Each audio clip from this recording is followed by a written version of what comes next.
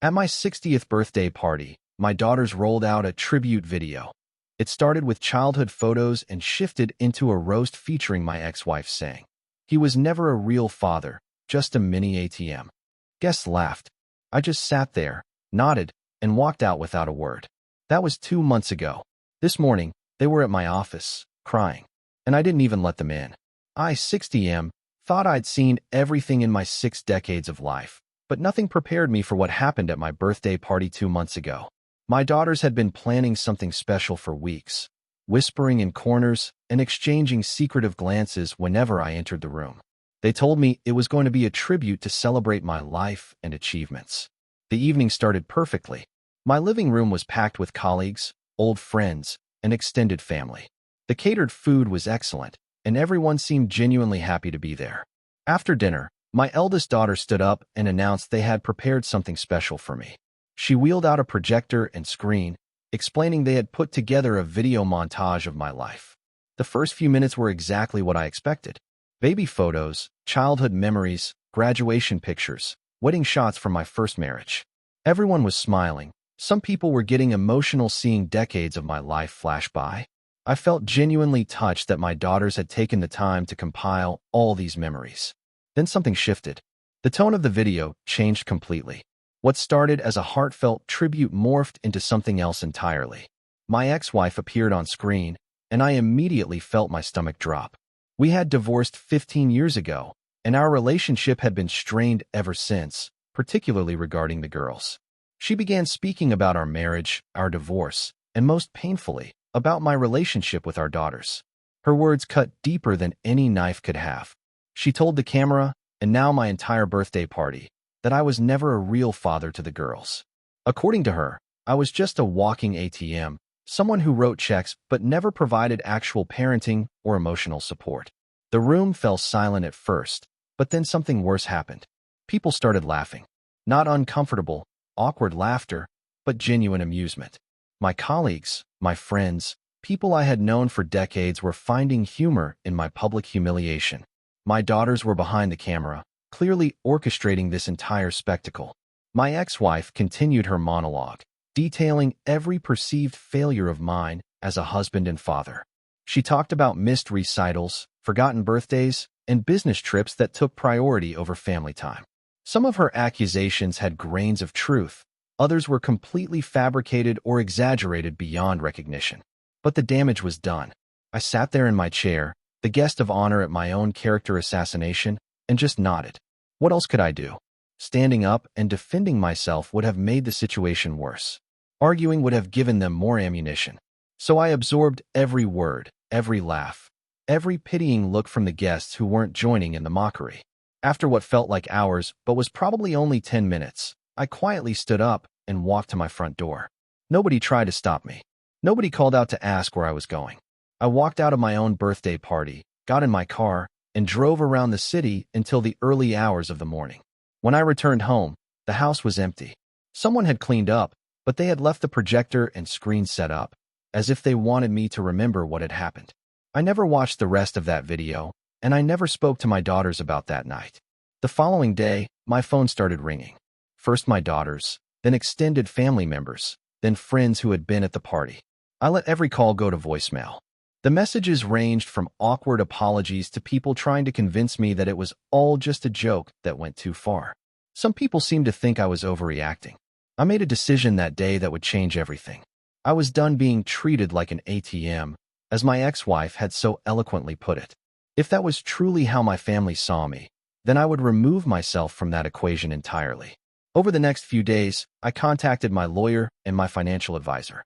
I had been planning to leave everything to my daughters in my will, along with substantial trust funds I had been building for years. I also had been paying for their car insurance, health insurance, and had been planning to help with down payments when they were ready to buy houses. I changed everything. My will was rewritten to leave my entire estate to various charities I had supported over the years. The trust funds were dissolved, and the money redirected to scholarship programs for underprivileged children. I contacted their insurance companies and removed myself as the policyholder, giving them 30 days' notice to find their own coverage. I also made some changes at work. I had been planning to bring my eldest daughter into the family business eventually. She had been working there part-time while finishing her degree, and I had been grooming her to take over certain responsibilities. I had her transferred to a different department and made it clear that nepotism would no longer be a factor in her employment. The most difficult change was emotional. I loved my daughters despite everything, but I realized that our relationship had become transactional in their minds. They called when they needed money, visited when they wanted something, and apparently saw me as nothing more than a financial resource. For 2 months, I maintained complete silence. My daughters called repeatedly, especially as they started noticing the changes I had made.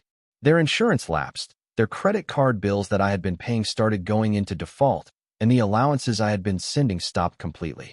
Extended family members tried to intervene, calling and texting to tell me I was being too harsh. Some accused me of financial abuse, which I found ironic considering how I had been financially abused for years without recognizing it. Others said I was throwing away relationships over a harmless prank. But it wasn't harmless to me. That video wasn't just embarrassing. It was a public declaration of how little they respected me. It was a culmination of years of taking me for granted, of seeing me as nothing more than a source of money rather than as a human being with feelings. I threw myself into my work and started seeing a therapist to process everything that had happened. The therapy sessions helped me understand that I had enabled this dynamic for years. In trying to be a good provider and make up for the divorce, I had inadvertently created children who valued me only for what I could give them financially. This morning, everything came to a head. I was in my office reviewing quarterly reports when my assistant buzzed me. She told me my daughters were in the lobby, crying and demanding to see me. She asked if I wanted her to send them up. I looked out my window at the city below, thinking about the past 2 months of peace and clarity I had experienced. I thought about the video, the laughter, the years of being taken for granted. I thought about the therapy sessions where I had learned to set boundaries and respect my own worth. I told my assistant to inform them that I was not available and would not be available. I instructed security to escort them from the building if they refused to leave voluntarily. 30 minutes later, my assistant updated me that they had left, but not before causing quite a scene in the lobby. Apparently, they had been crying and pleading with security, telling anyone who would listen that their father had cut them off and was refusing to see them. I felt a mixture of sadness and relief. Sadness because these were my children, and despite everything, I did love them. Relief because I was finally taking control of my own life and refusing to be treated as nothing more than a financial resource. Update 1. That afternoon, my phone started ringing incessantly. My ex-wife called, screaming about how I was destroying our children's lives over a silly video. She demanded that I fix whatever I had broken and restore their financial support immediately. She threatened to take legal action, though my lawyer had assured me that I had no legal obligation to support my adult daughters. My eldest daughter's employer called, which surprised me. Apparently, she had been telling people at work that I was having some kind of mental breakdown, and that's why I was acting irrationally. The HR director wanted to verify the situation since it was affecting her work performance. I had a brief conversation with HR, explaining that there was no mental health crisis, just some family boundaries being established. I made it clear that my daughter's employment should be based on her own merits, not on her relationship to me. That evening, my brother called. He had been contacted by my daughters, who were desperate to find someone who could convince me to reconsider. He listened to my side of the story, including details about the video that I hadn't shared with anyone else. My brother was quiet for a long time after I finished explaining everything. Finally, he told me that he thought I was doing the right thing, but that it was going to be difficult to maintain this position long-term. He warned me that family pressure would only increase, and that I needed to be prepared for an extended battle. He was right. Over the next few days, I received calls and texts from aunts, uncles, cousins, and family friends. Everyone seemed to have an opinion about my decision, and most of them thought I was overreacting. Update 2. 3 weeks after the office incident, my daughters tried a different approach. They showed up at my house on a Sunday morning, bringing my 4-year-old grandson with them. I watched from my bedroom window as they sat on my front porch for over an hour, with my grandson playing in the yard. It was emotional manipulation at its finest, and I recognized it for what it was. They knew that seeing my grandson would be difficult for me, and they were using him as a weapon in their campaign to restore their financial benefits. I called my brother and asked him to go over and collect my grandson, explaining to my daughters that using a child in their manipulation tactics was crossing a line I wouldn't tolerate. My brother agreed and went over to handle the situation. Later that day, my youngest daughter sent me a long text message. She apologized for the video and claimed that it had been their mother's idea, not theirs. She said they had been pressured into participating and that they regretted going along with it. But her apology was immediately followed by a list of financial difficulties they were facing without my support.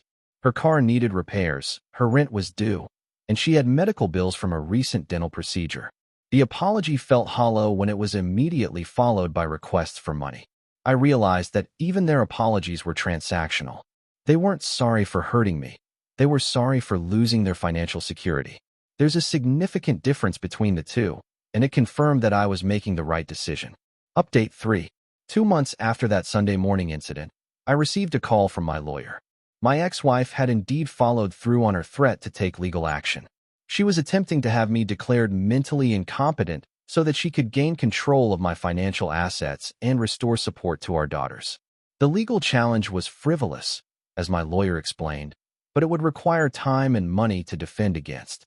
My ex-wife was hoping that the threat of legal fees and public embarrassment would force me to capitulate and restore the financial support. Instead, it strengthened my resolve. I authorized my lawyer to countersue for harassment and to file restraining orders if necessary. I also had my mental competency evaluated by 3 independent professionals, all of whom confirmed that I was completely sound of mind and making rational decisions. The psychological evaluations were actually therapeutic in an unexpected way. The professionals I spoke with helped me understand that my decision to cut off financial support was not just reasonable, but psychologically healthy. They confirmed that I had been enabling dependency and that setting boundaries was the appropriate response to the situation. Around this time, I started dating someone I had met through my therapist's recommendation. She was a widow who had gone through her own difficult family situations, and she understood the dynamics I was dealing with. Having someone in my life who supported my decisions and didn't judge me for setting boundaries was incredibly healing. My daughters somehow found out about my new relationship, and it triggered another round of dramatic attempts to contact me. They showed up at the restaurant where I was having dinner with my new friend, causing such a scene that management had to call security. The restaurant incident was the final straw for me. I had my lawyers send formal cease and desist letters to both daughters and my ex-wife, warning them that any further harassment would result in restraining orders and additional legal action. 6 months after my birthday party, I was living a completely different life. I was sleeping better, felt less stressed, and had developed relationships based on mutual respect rather than financial dependency. My work performance had actually improved because I wasn't constantly worried about family drama or financial requests. My new friend and I had grown closer, and she often commented on how much more relaxed and confident I seemed compared to when we first met. She had never met my daughters, and honestly, I wasn't sure she ever would. The hardest part wasn't the legal challenges or the harassment. The hardest part was accepting that the children I had raised and loved had truly seen me as nothing more than a financial resource. It was a painful realization, but it was also liberating in its own way. I had spent years trying to buy their love and approval through financial support, never realizing that I was actually preventing them from developing genuine relationships with me. By removing money from the equation entirely, I had forced them to confront what our relationship actually was beneath the financial transactions. The answer, unfortunately, was that there wasn't much of a relationship left once the money was removed. But that wasn't my failure, it was theirs. I had done my best to be a good father within the constraints of a difficult divorce and the manipulation of my ex-wife. But I couldn't force them to value me as a person rather than as a bank account. Today, almost a year later, I have no regrets about walking out of that birthday party or about the decisions I made afterward. My daughters are adults who need to learn that actions have consequences, and that treating people poorly will eventually result in those people removing themselves from your life. I've heard through my brother that they've both had to get second jobs and have moved into cheaper apartments. My ex-wife has had to go back to work full-time for the first time in 20 years. Part of me feels bad about their financial struggles, but a larger part of me recognizes that learning to be self-sufficient will ultimately be good for them.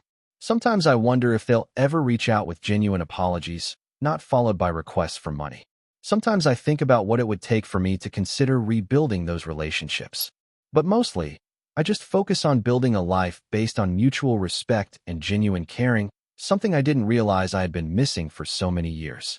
The tribute video they made was supposed to be a celebration of my life, but it ended up being something much more valuable.